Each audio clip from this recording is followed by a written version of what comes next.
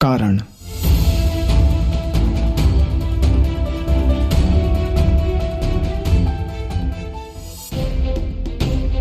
Thermodynamics दूसरा नियम। बिना किसी अन्य प्रभाव के बिना ऊषा कभी भी ठंडे शरीर से गर्म शरीर में नहीं जा सकती, या किसी अन्य स्रोत के बिना ऊष्मा को एक ही स्रोत से कार्य में परिवर्तित करना असंभव है। या एक अपरिवर्तनीय ऊष्मा प्रतिक्रिया में उत्क्रम माप हमेशा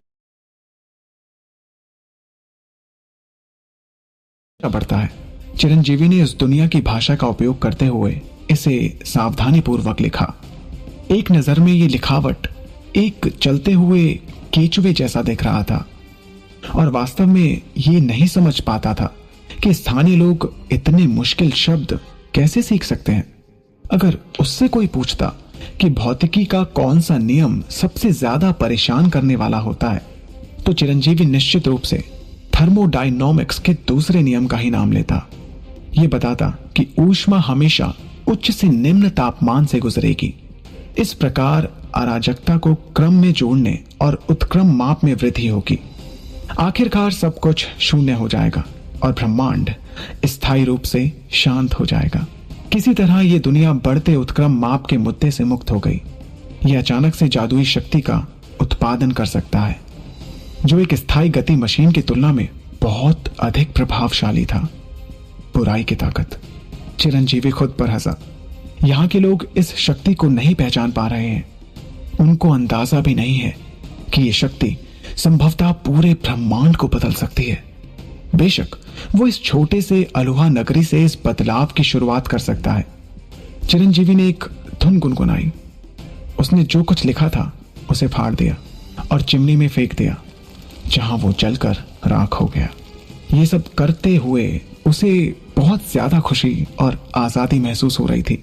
सहायक मंत्री राजकुमार चिरंजीवी की हरकतें देख हैरान और परेशान हो रहे थे, लेकिन किस्मत से राजकुमार चिरंजीवी हमेशा से ही इस तरह की अजीब हरकतें किया करते थे, इसलिए ये सब उनके लिए आम बात थी और वसुदेव देख सकते थे कि राजकुमार अच्छे मिजाज में थे।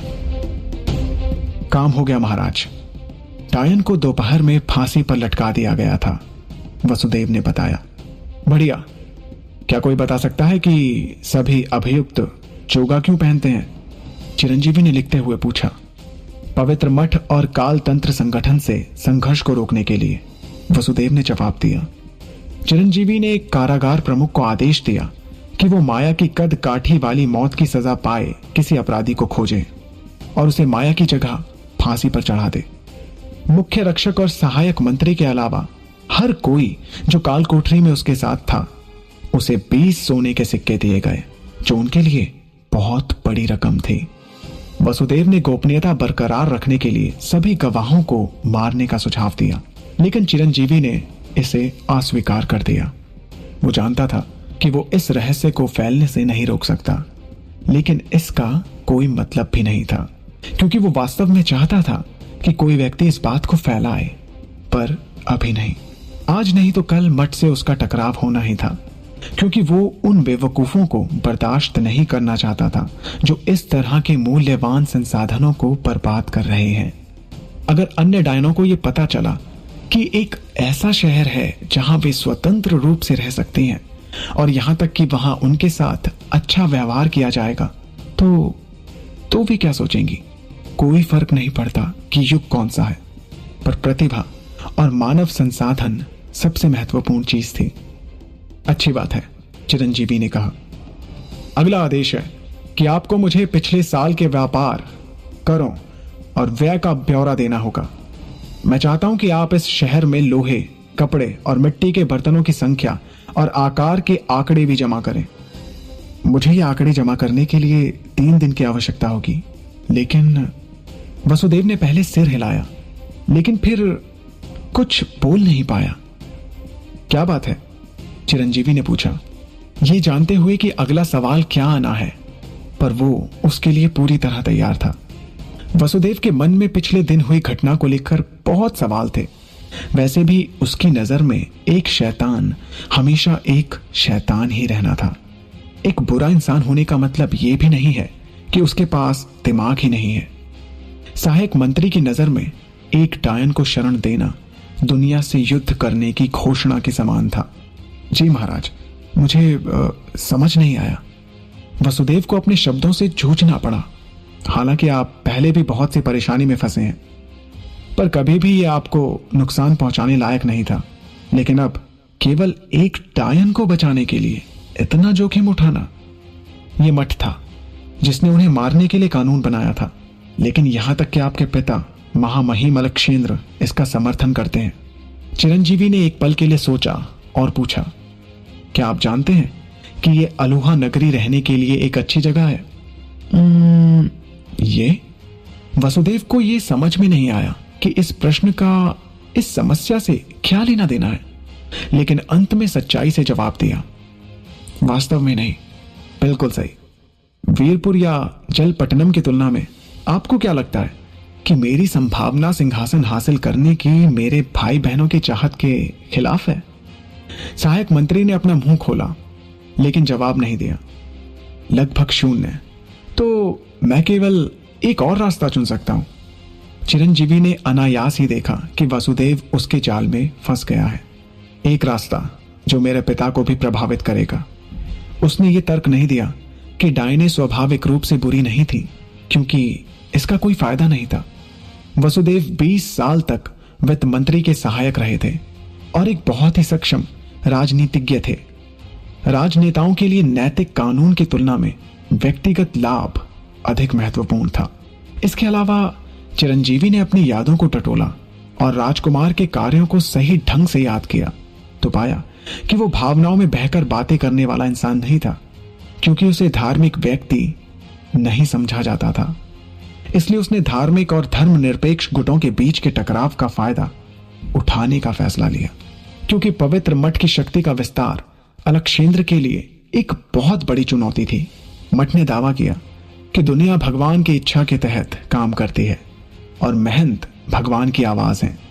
अगर लोगों ने पाया कि उसने जो कहा वो सरासर झूठ था, तो पवित्र मठ का प्रभाव बहुत कम हो जाएगा।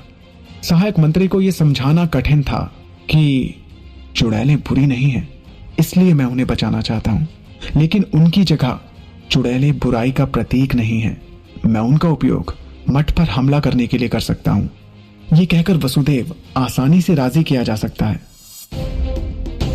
कोई फर्क नहीं पड़ता कि मेरे भाइयों और बहनों के क्षेत्र कैसे विकसित होते हैं, सब कुछ अंततः मठ के कब्जे में होगा।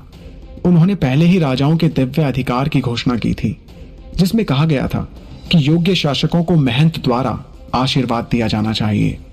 तो सोचो, क्या हम इस देश के असली शासक हैं? चिरंजीवी ने रुकते हुए कहा, मेरे इस कदम से मेरे पिता को मुझ में एक नई आशा दिखाई देगी। एक राजकुमार जो मठ से दबा नहीं है और जो एक शाही राजा के सभी विशेषाधिकार रखता है, और तब मैं उनकी पहली पसंद बन जाऊंगा। पूरी दुनिया के दुश्मन को केवल मठ के दुश्मन में बदलना आसान था, खासकर जब वसुदेव शाही परिवार के पक्ष में खड़ा होता। इसी तरह अगर उन्हें पता चलता है कि डायनों के पास असाधारण शक्तियां हैं जो मठ से लड़ने में सहायता कर सकती हैं, तो निष्पादन आदेश एक मजाक से ज्यादा कुछ नहीं होगा। जबकि सफलता का दावा करने की कोई संभावना नहीं है, यह संभव भी नहीं है। क्या तुमको लगता है कि यह जोखिम लेने जैसा है? यह संभव भी नहीं है। चिरंजीवी ने सहायक मंत्री को घूरते हुए कहा, मुझ पर संदेह मत करो वासुदेव, तुम 20 वर्षों से सहायक मंत्री हो। ठीक है, अगर मैं अगला राजा बनता हूं तो तुम केवल एक सहायक नहीं रहोगे, मैं तुमको प्रधानमंत्री भी बना सकता हूं, यानी राजा का दायां हाथ। वसुदेव को जाता देख चिरंजीवी ने राहत महसूस की। यह पक्का था कि वो इस वादे के बारे में ज्यादा नहीं सोच रहा था, जो कि उसकी आदत में शामिल था, क्योंकि खुद चिरंजीवी ने भी ये नहीं माना था कि इस जल्दबाजी और साहसिक योजना पर अमल किया जा सकता है।